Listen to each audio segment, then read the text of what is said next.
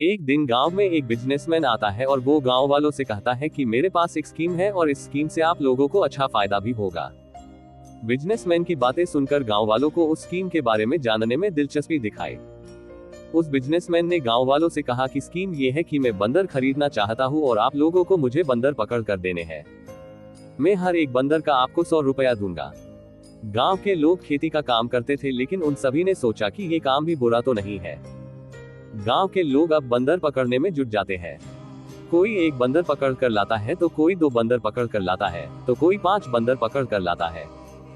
बंदरों के हिसाब से उस बिजनेसमैन ने गांव के लोगों को पेमेंट दे दिया। गांव के लोगों को भी ऐसा महसूस हुआ कि उन सभी को अपनी मेहनत के हिसाब से पैसे मिले हैं और ये बिजनेसमैन ईमानदार है। कुछ दिनों बाद वो बिजनेसमैन वापस गांव आता है। इस बार वो गांव के लोगों से कहता है कि इस बार मैं आप सभी को हर बंदर के 300 रुपए दूंगा। आपको मुझे बंदर पकड़ कर देने हैं। गांव के लोगों ने आपस में मिलकर ये तय किया कि हम ये काम करेंगे। किंतु इस बार बंदर इतने बचे ही नहीं थे, इसलिए उन लोगों को बंदर ढूंढने में दिक्कत हो रही थी। आसपास के गांव में से भी बंदर विलुप्त हो रहे थे। इस बार गांव के लोगों ने बंदर ढूंढने में बहुत मेहनत की, फिर भी पिछली बार की तुलना में इस बार कम बंदर मिले थे। अंत में गांव के लोगों को सफलता मिली और जिसने जितने बंदर पके थे उसके हिसाब से बिजनेसमैन ने सभी को पैसे दे दिए। थोड़े दिनों बाद ये बिजनेसमैन फिर से गांव में आता है और गांव के लोगों से कहता है कि इस बार मैं आपको हर एक बंदर के 500 रुपए दूंगा। गांव वालों ने सोचा कि अब बंदर मिलने मुश्किल है, क्योंकि आसपास के गांव में भी अब बंदर नहीं रहे हैं। उन सभी ने मिलकर तय किया कि हम अपनी खेती में ही ध्यान देंगे और इस बार बंदर पकड़ने का काम नहीं करेंगे। सभी ने इस बार बिजनेसमैन को मना कर दिया और कहा कि हम इस बार ये काम करना नहीं चाहते हैं, क्योंकि हमें अपनी खेती में ध्यान देना है।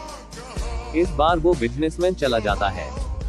थोड़े दिनों बाद वो बिजनेसमैन फिर से गांव में आता है और वो इस बार गांव वालों से कहता है कि इस बार मैं आप सभी को हर एक बंदर के 2000 रुपए देने वाला हूँ। आप सभी को मुझे बंदर पकड़ कर देने हैं।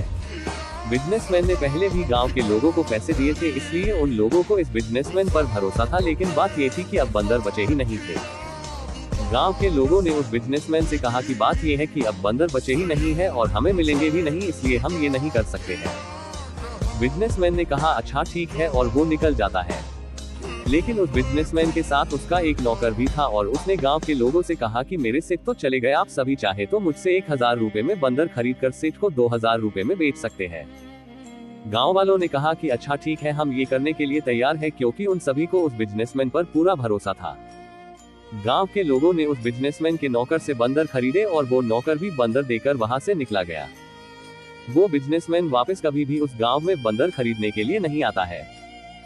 सच तो ये था कि वो बिजनेसमैन ही अपने नौकर को ऐसा करने के लिए बोलकर गया था। बिजनेसमैन और उनका नौकर दोनों मिलकर गांव के लोगों को धोखा देकर चले जाते हैं।